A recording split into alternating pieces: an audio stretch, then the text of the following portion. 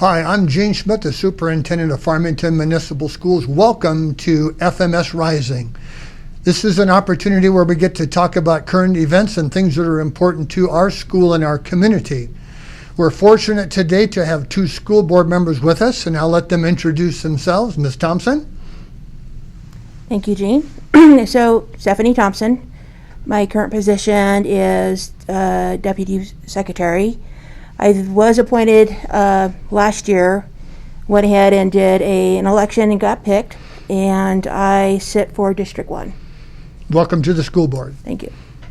And I'm Kyle Rhodes. I'm currently president of the school board. I represent District 4, and I'm the president of the board. I've been president for about 5 years now. We're here to talk with the school board members about what does it take to get kids back into school. Farmington, as the community, is aware that we've submitted a number of plans to the Public Education Department, and the board has been an important part of that. So this time, Board President Rhodes, we're going to go to you first to talk a little bit about the efforts the district has gone through and what we might have to continue to do to try and get to yes to get our kids back to school. Well, as everybody knows, we went into this COVID pandemic last spring. We had to shut down schools, pull our kids out of schools, and I can say without hesitation that our school district went 100% into getting our schools safe, getting kids educated well. We went into virtual learning. I know that our safety team has been working very hard throughout the summer, trying to get our schools up to speed so that if and when we brought kids back, that it'd be very safe. We've been working very diligently with the Public Education Department, following what we thought were their rules, even to the point of engaging them in our cabinet meetings, and coming up with a plan that we felt from community input was the best for our community, which was not a A-B schedule.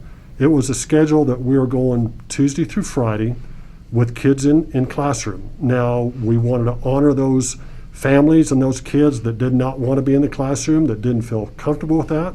So we extended virtual learning options with them.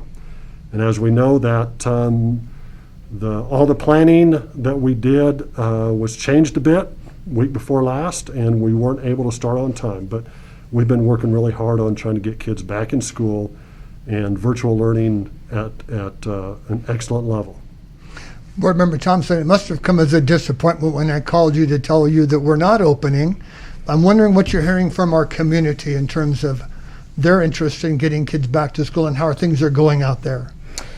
So when our plan wasn't approved and what we were setting forth, there were a lot of mixed emotions because parents were planning on sending some of their students back into the schools. When that didn't happen, there were parents had to take a look at childcare. The other factor was, some of the parents had students or, kids that had special needs. So that change in plan kind of prolonged the kind of care we needed for those sort of students. And even outside our district, or even in our district too, there were some students that didn't have access to the internet. And some of the information or feedback I got, well, there were even students that live in the county that didn't have electricity. That was a factor in these sort of planning committees. Yeah, so for our community, the stumbling block that keeps us from going to school was a change in guidelines at the last moment that moved us to 50% of the teacher roster as opposed to 50% of a classroom capacity.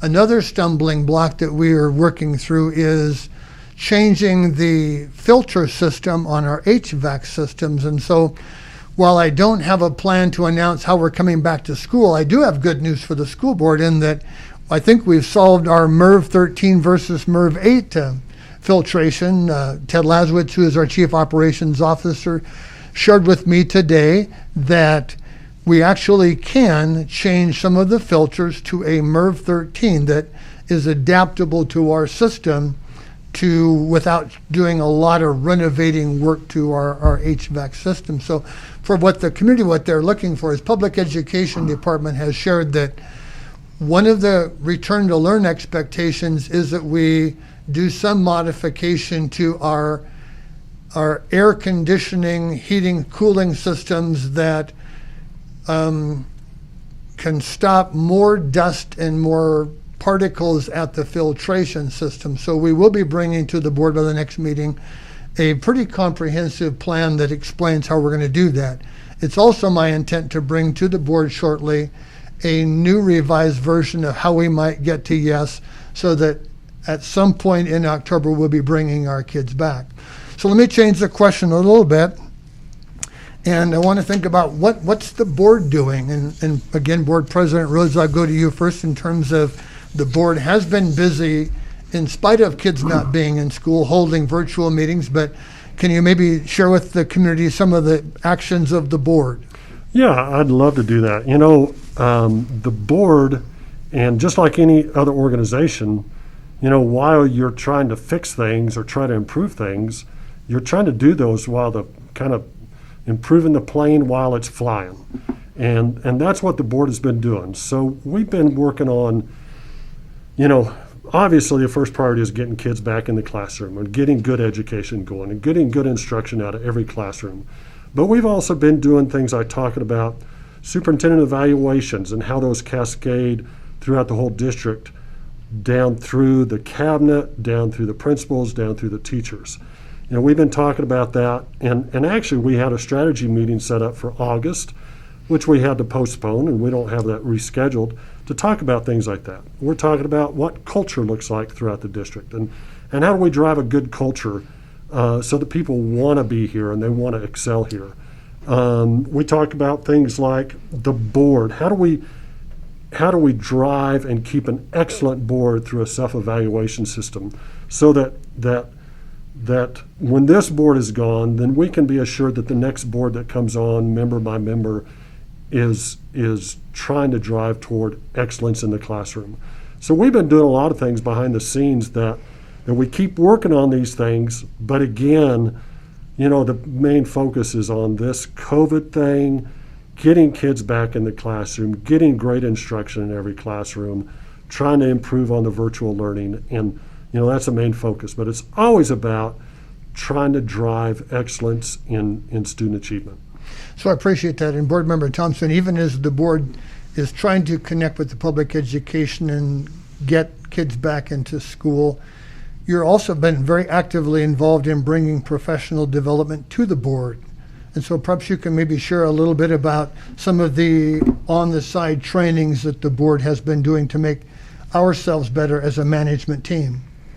You know, being one of the new board members for the Farmington School District,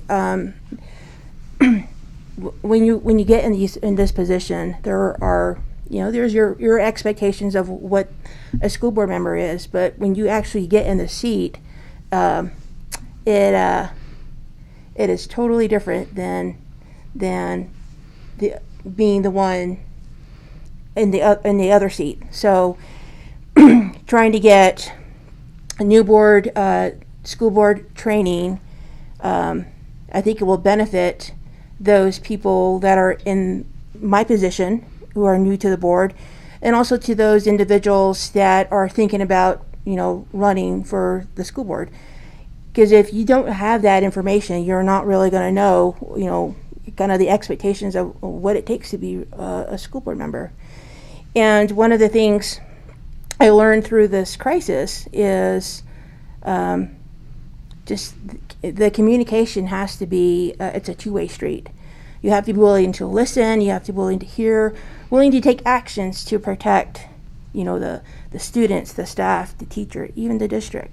I think that is all a factor in what it means to be a school board member. So I want to thank Stephanie Thompson and Kyle Rhodes for being part of the Farmington story about we're working to get our kids back in school.